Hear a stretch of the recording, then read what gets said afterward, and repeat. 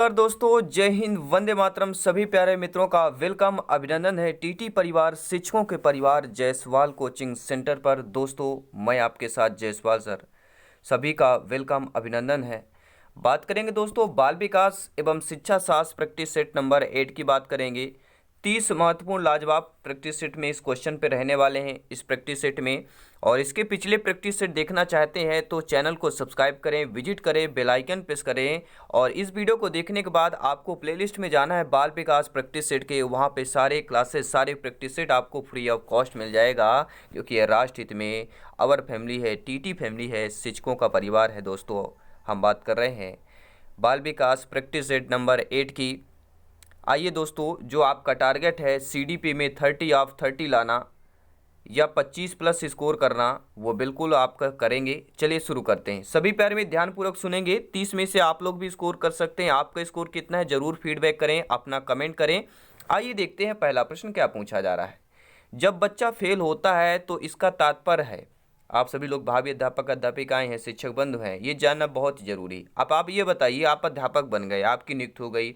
जब बच्चा फेल होगा तो इसका तात्पर्य क्या होता है कि बच्चे ने उत्तरों को सही तरीके से याद नहीं किया होगा, या बच्चे को प्राइवेट ट्यूशन लेनी चाहिए थी, या व्यवस्था फेल हुई थी, या बच्चा पढ़ाई के लिए योग्य ही नहीं है। अब आपका कमेंट क्या कहता है? आपका फीडबैक, आपका ओपिनियन कमेंट बॉक्स में आ चुका है। हम बात कर रहे हैं ऑप्शन नंबर किसकी बात कर रहे हैं, सभी कमेंट करें। ऑप्शन नंबर किसकी बात कर रहे हैं?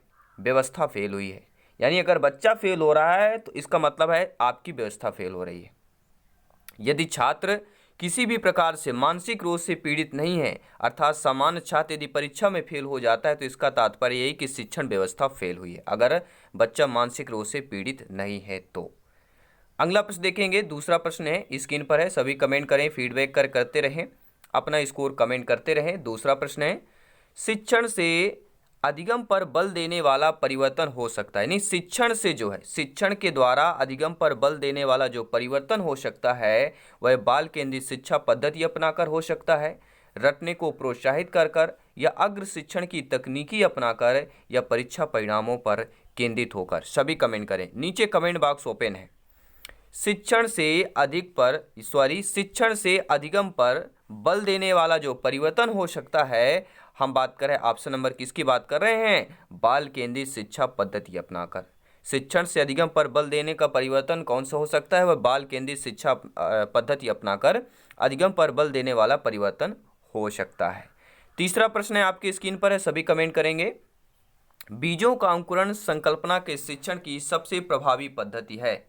विद्यार्थियों द्वारा पौधे के बीज बोना और उसके अंकुरण के चरणों का अवलोकन करना, श्याम पट पर चित्र बनाना और वर्णन करना, या बीज की वृद्धि के चित्र दिखाना, या विस्तृत व्याख्या करना। सभी कमेंट करेंगे। हर एक भाई बहन गृहिणी का सभी का वेलकम, अभिनंदन है टीटी परिवार, शिक्षकों के परिवार पर। जी हाँ, पावर्ड बाई शिक्षा ही प्रकाश है।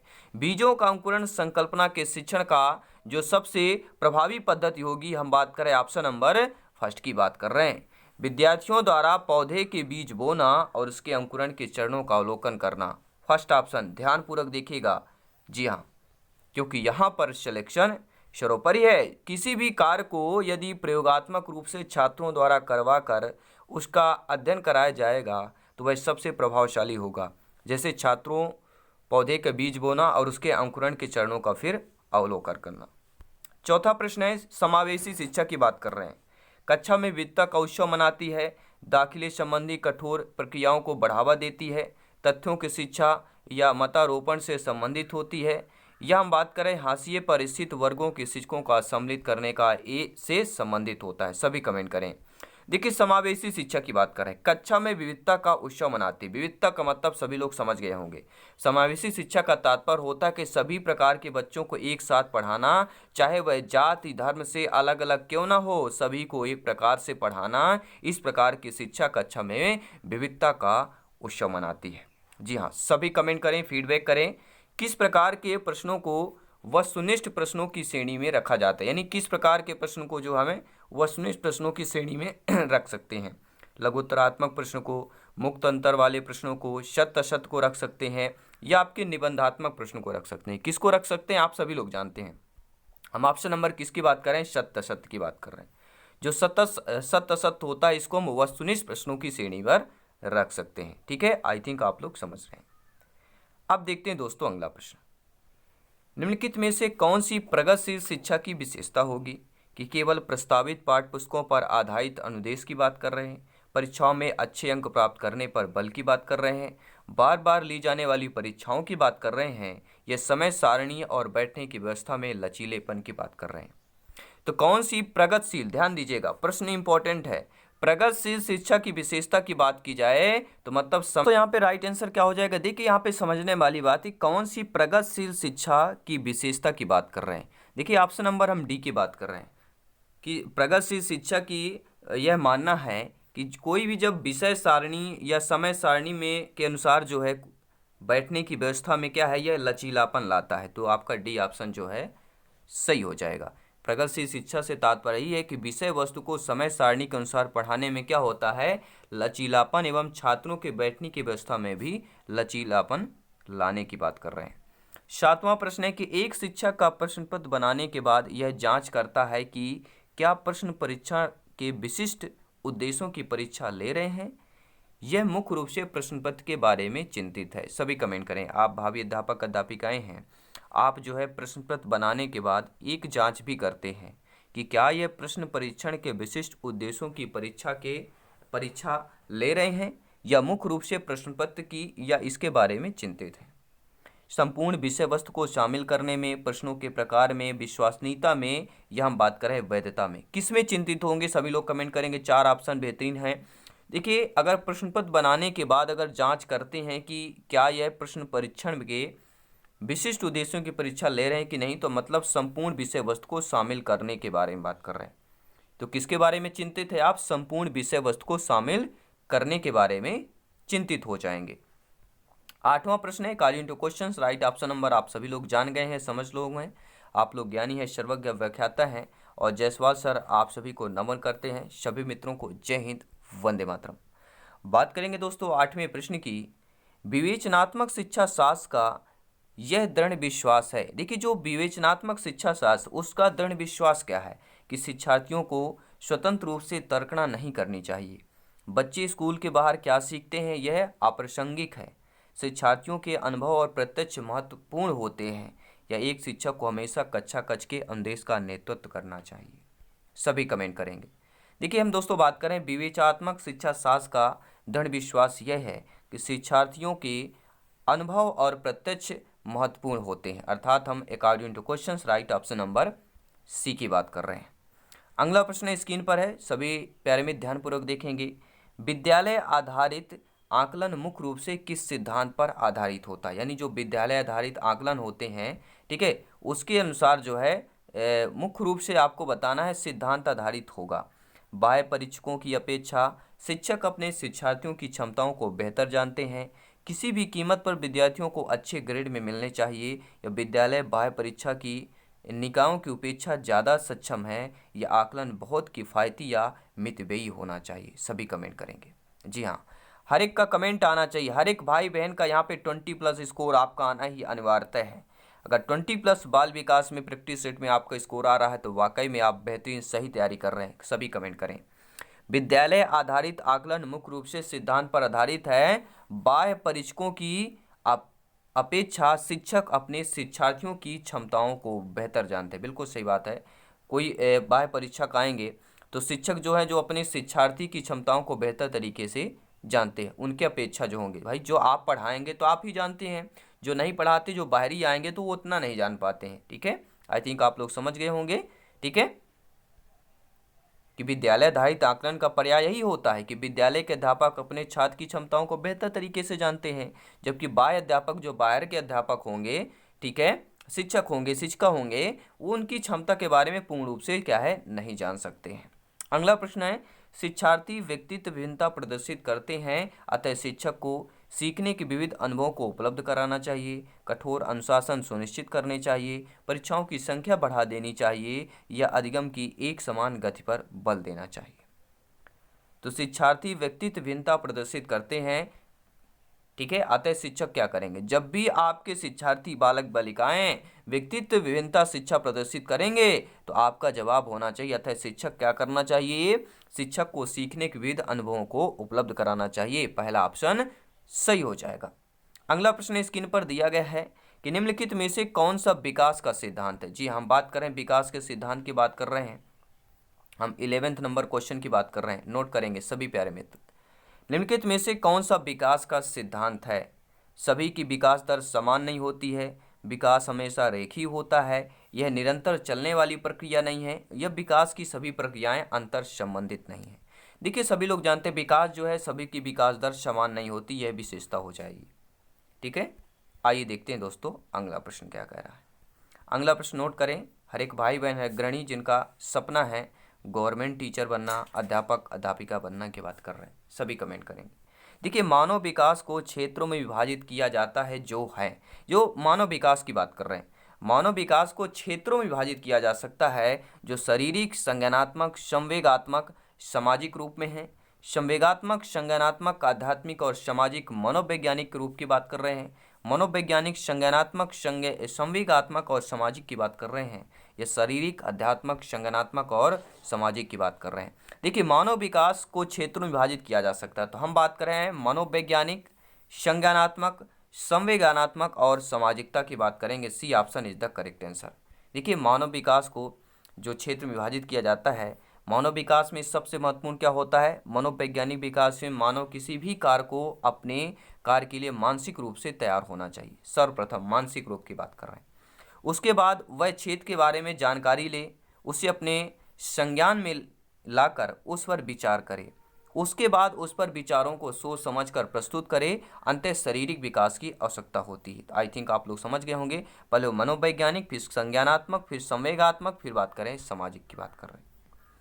अगला प्रश्न देखेंगे 13 नंबर प्रश्न क्या कह रहा है। 13वां प्रश्न आपकी स्क्रीन पर है कि एक शिक्षिका पाठ्य वस्तु और फल सब्जियों में कुछ चित्रों का प्रयोग करती हैं और अपने विद्यार्थियों से चर्चा करती हैं और विद्यार्थी इस जानकारी को अपने पूर्व ज्ञान से जोड़ते हैं और पोषण की संकल्पना को सीखते हैं। यह उपागम आधारित है। मतलब एक अध्यापिका शिक्षिका है, ठीक है, अब आपकी नियुक्ति होगी, आप ही अध्यापक अध्यापिका शिक्षक बन गए। अब आप क्या करते हैं, स्वयं सोचिए कि पाठ पुस्तक और फल सब्जियों के कुछ चित्रों का प्रयोग करते हैं, ठीक है, और अपने शिक्षार्थियों से चर्चा करते हैं कि विद्यार्थी जो हैं इस जानकारी को अपने पूर्व ज्ञान से जोड़ते हैं, जो उन्होंने पहले पढ़ा होगा, थोड़ी जो भी सारी चीज़ें हैं, और पोषण की संकल्पनाओं को उससे सीखते हैं। तो यह उपागम आधारित हो जाएगी। यह उपागम जो है अधिगम के शास्त्रीय अनुबंधन के आधारित है, पुनर्बलन के सिद्धांत के, अधिगम के सक्रिय अनुबंधन के, या ज्ञान के निर्माण के। देखिए जो हमारा मनोविज्ञान का प्लेलिस्ट मिलेगा वहाँ पे टॉप 10 वीडियोज मिल जाएंगे, वहाँ पे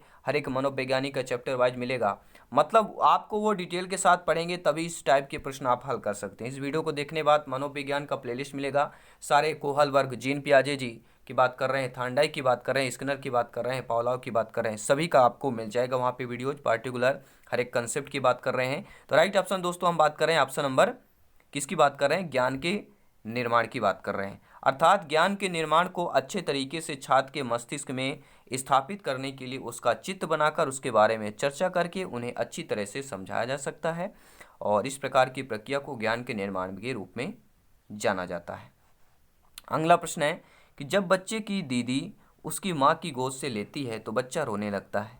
बच्चा के किस कारण से रोता है, सामाजिक दुश्चिंता के कारण, संवेगात्मक दुश्चिंता, या बात करें अजनबी की बात कर रहे हैं, या वियोग दुश्चिंता की बात करें, सभी कमेंट करेंगे।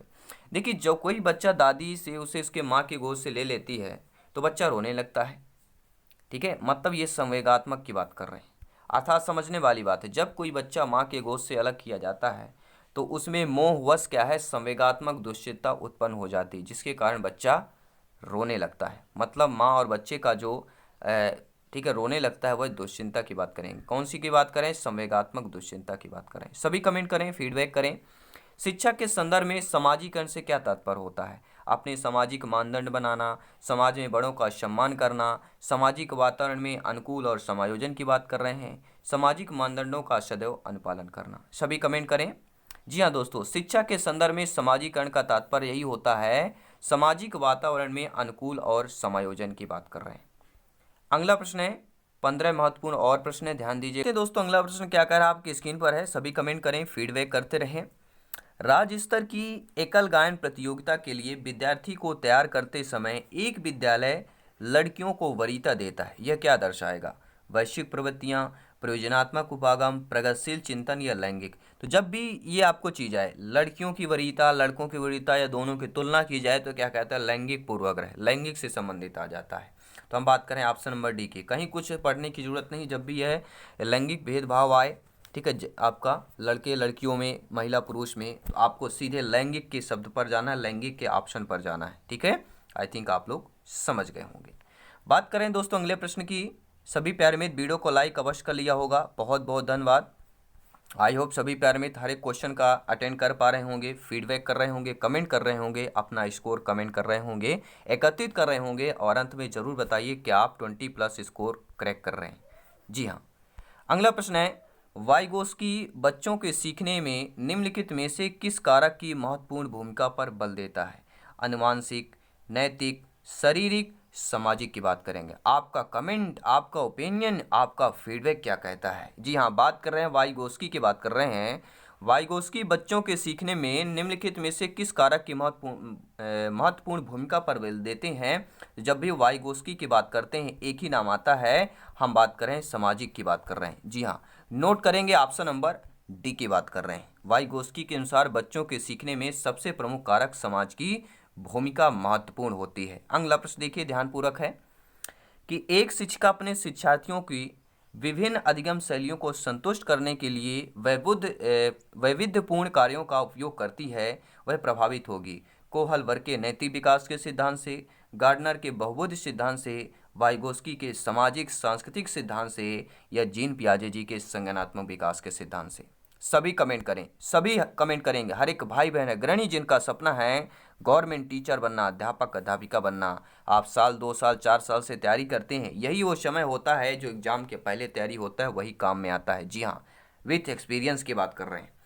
एक शिक्षिका अपने विद्यार्थियों की विभिन्न अधिगम शैलियों को संतुष्ट करने के लिए वैविध्यपूर्ण कार्यों का उपयोग करती है, वह गार्डनर के बहुबुद्ध सिद्धांत। अब ये भी देखिएगा, वैविध्यपूर्ण कार्य, यहाँ से आपका आंसर क्लियर हो गया, ठीक है। वैविध्यपूर्ण कार्यों का उपयोग मतलब बहुबुद्ध का सिद्धांत, ये आपको ध्यान देना है, बी ऑप्शन की बात कर रहे हैं। जी हाँ, मनोवैज्ञानिक गार्डनर के बहुबुद्ध सिद्धांत के अनुसार बुद्धि का स्वरूप एकांगी न होकर बहुकारकी होता है। जिस प्रकार शिक्षिका अपने शिक्षार्थियों को विभिन्न अधिगम शैलियों को संतुष्ट करने के लिए वैविध्यपूर्ण कार्यों का उपयोग करती है, उससे प्रतीत होता है कि वह गार्डनर के बहुबुद्ध सिद्धांत से प्रभावित है। तो बहुबुद्ध सिद्धांत किसका है? सभी लोग कमेंट करेंगे, गार्डनर का नाम याद रखना है। जी हाँ, गार्डनर, एक गार्डनर, गॉड नाम की एक आपकी क्या आता है, ड्राइव भी आती, गार्डनर, ठीक है, ये आपको समझ लेना है। एक शिक्षिका अपने आप में कभी भी प्रश्नों के उत्तर नहीं देती, वह अपने विद्यार्थियों को उत्तर देने के लिए समूह चर्चाएं, सहयोगात्मक अधिगम अपनाने के लिए प्रोत्साहित करती हैं। यह उपागम सिद्धांत से आधारित है। देखिए, आपकी जब नियुक्त होती, मतलब आप एक ऐसी कठोरता हो, मतलब कठोर कह सकते कुछ भी, आप एक शिक्षण करने का एक तरीका होता है पढ़ाने का, कि देखिए जब जो भी प्रश्न आप पूछते हैं बच्चों से, वो आप उत्तर ना देकर उन्हें कहते हैं आप पूरे बच्चे चर्चा कीजिए, आपस में बातचीत करिए, उसका हल निकालिए, उत्तर बताइए। तो ये जो उपागम है, ये सिद्धांत है, किस पर आधारित होगा? ठीक है, 4 ऑप्शन दिए गए हैं। अनुदेशात्मक सामग्री के उचित संगठन की बात कर रहे हैं, अच्छा उदाहरण प्रस्तुत करना, भूमिका प्रतिरूप बनाने की बात कर रहे हैं, सीखने की तत्परता की बात कर रहे हैं, या सक्रिय भागीदारिता की बात कर रहे हैं। सभी कमेंट करेंगे। देखिए, कोई भी चीज़ हो, अगर आप बच्चों से कहते हैं कि आप स्वयं समझिए, आपस में चर्चा कीजिए, उस प्रश्न का जवाब दीजिए, मतलब सक्रिय भागीदारिता की बात कर रहे हैं। अब आप समझेंगे कैसे? देखिए, यदि शिक्षक शिक्षिका अपने आप में कभी भी प्रश्नों को उत्तर नहीं देती है, यदि वह अपने विद्यार्थियों को उत्तर देने के लिए समूह चर्चा, सहयोगात्मक अधिगम अपनाने के लिए प्रोत्साहित करती हैं, तो यह उपागम सक्रिय भागीदारिता के सिद्धांत पर आधारित होगा। जी हाँ, अगला प्रश्न है, निम्नलिखित में से कौन सा जो है शिक्षक से संबंधित अधिगम को प्रभावित करने वाला कारक है? बैठने की उचित व्यवस्था, शिक्षण अधिगम संसाधनों की उपलब्धता, या विषय वस्तु या अधिगम अनुभवों की या वस्तु में प्रवीणता की बात करेंगे। डी ऑप्शन, सभी कमेंट करेंगे। निम्नलिखित में कौन सा शिक्षक से अधिगम को प्रभावित करने वाले कारक की बात करें? देखिए, ऑप्शन नंबर डी की बात कर रहे हैं। क्या होगा? शिक्षक से संबंधित अधिगम को प्रभावित करने वाला कारक विषय वस्तु में प्रवीणता की बात कर रहे हैं। क्या होगा यहाँ पे? ऑप्शन नंबर डी यहाँ पे मिसप्रिंट हुआ है, विषय वस्तु की प्रवीणता की बात कर रहे हैं, ध्यान दीजिएगा। ठीक है, तो शिक्षक से संबंधित अधिगम को प्रभावित करने वाला कारक विषय वस्तु में प्रवीणता की बात करें। जी हाँ, महत्वपूर्ण 10 प्रश्न और हैं, ध्यानपूर्वक देखिए। कोहल वर्ग के अनुसार शिक्षक बच्चों में नैतिक मूल्यों का विकास कर सकता है, धार्मिक शिक्षा को महत्व देकर कर सकता है, व्यवहार को स्पष्ट नियम बनाकर या नैतिक मुद्दों पर आधारित चर्चाओं में उन्हें शामिल करके या कैसे व्यवहार किया जाता है या किया जाना चाहिए इस पर कठोर निर्देश देकर। तो कोहल वर्ग के अनुसार जो है बच्चों में नैतिक मूल्यों का विकास किस प्रकार कर सकते हैं? तो नैतिक मुद्दों पर आधारित चर्चाओं में उन्हें शामिल करके कर सकते हैं। अगला प्रश्न है, ध्यान दीजिए, प्रश्न बहुत ही इंपॉर्टेंट है, संभावित प्रश्न है सिलेक्शन की दृष्टि से, कि छोटे शिक्षार्थियों को कक्षा कक्ष में समवयस्कों के साथ अंतःक्रिया करने के लिए प्रोत्साहित करना चाहिए, जिससे वे एक दूसरे से प्रश्नों के उत्तर सीख सके, पाठ्यक्रम को बहुत जल्दी पूरा किया जा सके, वे पढ़ने के दौरान सामाजिक कौशल सीख सकें या शिक्षक कक्षा कक्ष को बेहतर तरीके से क्या है नियंत्रित कर सके। देखिए ध्यानपूर्वक, छोटे शिक्षार्थियों को कक्षा कक्ष में समवयस्कों के साथ अंतःक्रिया करने के लिए प्रोत्साहित करना चाहिए, जिससे वे पढ़ने के दौरान सामाजिक कौशल सीख सकें। C option is the right answer, correct answer. अगला प्रश्न है कि जब एक निर्योग बच्चा पहली बार विद्यालय आता है तो शिक्षक को क्या करना चाहिए? आप लोग ज्ञानी हैं, सर्वज्ञ व्याख्याता हैं, आप लोगों की नियुक्ति होती है, आप अध्यापक अध्यापिका शिक्षिका बनते हैं, शिक्षक बनते हैं, और ऐसा एक निर्योग बालक बच्चा है, बालक बालिका बच्चा है, पहली बार विद्यालय आता है, तो आप क्या करेंगे? बच्चे को निर्योग्यता के अनुसार उसे विशेष विद्यालय में भेजने का प्रस्ताव देंगे या उसे अन्य विद्यार्थियों से अलग रखना चाहिए? यह सहकारी योजना विकसित करने के लिए बच्चे को माता पिता के साथ चर्चा करनी चाहिए या प्रवेश परीक्षा लेनी चाहिए? अब आप क्या करेंगे? देखिए, सर्वप्रथम आपको यही करना है कि सहकारी योजना, ऑप्शन नंबर सी को ध्यान दीजिए, बहुत ही इंपॉर्टेंट प्रश्न है। सहकारी योजना विकसित करने के लिए बच्चे को माता पिता के साथ चर्चा करनी चाहिए। जी हाँ, D option is the right answer. कोई भी डाउट हो कमेंट करें, फीडबैक करें, सहयोग करें। आपका अपना परिवार है, आवर फैमिली है, टीटी परिवार है। हम बात कर रहे हैं 24 नंबर प्रश्न की बात कर रहे हैं, जीन पियाजे जी की बात कर रहे हैं। जी हाँ, जीन पियाजे जी की 4 अवस्थाएं हैं, ध्यान दीजिएगा, यहाँ से प्रश्न जरूर आता है। पियाजे के संज्ञानात्मक विकास के चरणों के अनुसार इंद्रिय गामक यानी संवेदी प्रेरक अवस्था किसके साथ संबंधित होगा? हम बात कर रहे हैं जन्म से लेके 2 वर्ष की अवस्था इंद्रिय जनित गामक अवस्था या संवेदी प्रेरक अवस्था कहलाती है। और इस अवस्था किसके साथ संबंधित होगा? अनुकरण, स्मृति और मानसिक निरूपण, तार्किक रूप से समस्या समाधान की योग्यता। देखिए, तार्किक रूप से समस्या समाधान की योग्यता है या समाधान की योग्यता, ये हमारी जाती है, ठीक है, कौन से? 11 वर्ष के बाद वालों में जाती है, अर्थात आप लोग समझ गए हो। औपचारिक संक्रियात्मक अवस्था की बात कर रहे हैं, ठीक है, चौथी अवस्था की बात कर रहे हैं। और तीसरा ऑप्शन है विकल्पों में निर्वचन और विश्लेषण की योग्यता या सामाजिक मुद्दों से सरोकार। देखिए, सभी लोग समझते हैं, सभी लोग जानते हैं कि जीन पियाजे जी के बच्चा कोई भी होगा यार, ये बताइए मेरे प्यारे मित्रों, बच्चा 2 वर्ष से भी कम है, 0 से 2 वर्ष के बच्चे में है, कैटेगरी में है, संवेदी प्रेरक अवस्था में है, मतलब अनुकरण, स्मृति और मानसिक निरूपण, ये चीज बच्चा अनुकरण करेगा।